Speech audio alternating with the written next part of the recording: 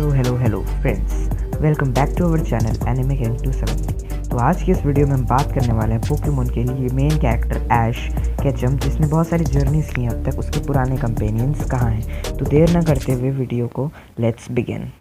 So first of all अगर हम बात करें तो ऐश ने जो पहली जर्नी अपनी की थी वो की थी ब्रॉक और मिस्टी के साथ, जो कि उसे कैंटो रीजन की जर्नी में उसके साथ थे। तो अगर हम बात करें मिस्टी की तो उसका गोल ये था कि एक वाटर पोकेमोन मास्टर बन पाए। और आज के डेट में हमने गलार रीजन के Leon Ash versus Leon battle में हमने देखा कि वो अपने जिम को संभाल रही है और वो एलोलो में रिटर्न भी करती है। उसके पास मेगा gyarados है। उसने अपना गोल तो पूरी तरह से अचीव नहीं किया है, पर आज की डेट में वो एक अच्छे स्टेटस पे है। तो उसका गोल कह सकते हैं एक तरह से पूरा हो गया या ऑन द वे है, वो कर रही है अपना गोल पूरा। उसके बाद अगर हम बात करें ब्रॉक की, ब्रॉक एक ऐसा कैरेक्टर जो ऐश के साथ सबसे ज़्यादा टाइम तक रह चुका है। मिस्टी की बात करें तो मिस्टी 2 रीजन रही थी, कैंटो एंड जोटो। और जो ब्रॉक था वो कैंटो, होइन और शिनो 3 रीजन में ऐश के साथ रह चुका है, इसलिए वो सबसे ज़्यादा लंबा कंटेस्टेंट है जो ऐश के साथ रह चुका है। तो उसका एक पहले वो बहुत ज़्यादा अकड़ू था, उसका बस यही गोल था कि एक पोकेमॉन ब्रीडर बन पाए। पहले वो एक अच्छा जिम लीडर था और काफ़ी स्ट्रॉन्ग भी था, बट फिर उसने डिसाइड किया कि वो ऐश के साथ आएगा, जर्नी करेगा। और जर्नी करते करते एट लास्ट उसे ये समझ आया कि वो पोकेमॉन ब्रीडर के साथ साथ पोकेमॉन डॉक्टर बन सकता है एक अच्छा सा। तो फिर हमें यूनोवा के एक एपिसोड में जब डॉन रिटर्न करती है तो वो बताती है कि आज की डेट में जो ब्रॉक है वो एक अच्छा पोकेमॉन डॉक्टर है जो कि सारे पोकेमॉन्स को हील कर रहा है। तो ब्रॉक ने अपना गोल अचीव कर लिया। उसके बाद अगर हम बात करते हैं तो हम आते हैं हुइन रीजन में। उससे पहले हम बात करेंगे ऑरेंज आइलैंड जर्नीज़ में, जिस टाइम मिस्टी और ट्रेसी एक नया कैरेक्टर ऐश के साथ था। ट्रेसी का कोई खास गोल नहीं था, उसका गोल था कि उसको स्केचेस बनाना पसंद था, वो अपने स्केचेस प्रोफेसर ओक को दिखाना चाहता था और करंट डेट में वो प्रोफेसर ओक की लैब में एक असिस्टेंट है।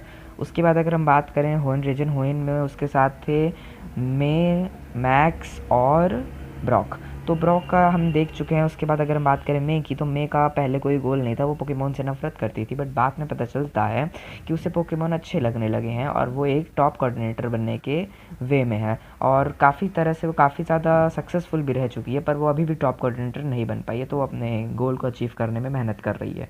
और उसके बाद हम मैक्स की बात करते हैं। मैक्स का कोई अभी तक गोल नहीं, क्योंकि उसका गोल बस यही है कि एक पोकेमॉन ट्रेनर बन जाए। उसकी जर्नी अभी शुरू नहीं हुई है, इसलिए उसका कोई खास गोल नहीं है ऐसा। उसके बाद अगर हम आते हैं शिनो रीजन में, शिनो रीजन में उस ऐश के साथ जो कंपेनियन थे वो थे डॉन और ब्रॉक। तो जो डॉन है थी उसका भी मे की तरह ही हाल था, वो बस लेकिन स्टार्टिंग से यही चाहती थी कि वो अपनी मॉम की तरह एक टॉप कोऑर्डिनेटर बन पाए, और वो अपनी जर्नी पे आगे चली गई ऐश के साथ। उसने ऐश के साथ काफ़ी सफ़र किया और एट द लास्ट वो भी काफ़ी अच्छा परफॉर्मेंस दे रही थी, बट अभी भी वो भी टॉप कोऑर्डिनेटर नहीं बन पाई।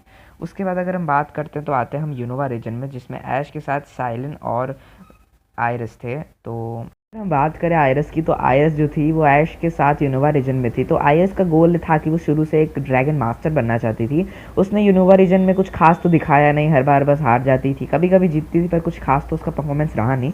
बट हमें पता चलता है गलार रीजन में वो टॉप 8 में होती है मास्टर जर्नीज़ में, और उस टाइम वो एक ड्रैगन मास्टर बन चुकी है और काफ़ी अच्छे से जिम को संभाल रही है और काफ़ी अच्छा सक्सेसफुल है वो अपने लाइफ में। उसके बाद बात करते हैं साइलन की। साइलन का ऐसा कोई गोल नहीं था, वो एक ए क्लास कॉनोसोर था, उसको एस क्लास बनना था, पर उस पर किसी उसने कुछ जोर वोर डाला नहीं। वो शुरू से लेकर एंड तक उस पर ज़्यादा कुछ दिखाया नहीं किया, बट उसका ये दिखाया गया था कि उसको फ़िशिंग काफ़ी पसंद है और वो अलग अलग जगह पे फ़िशिंग करने जाता है।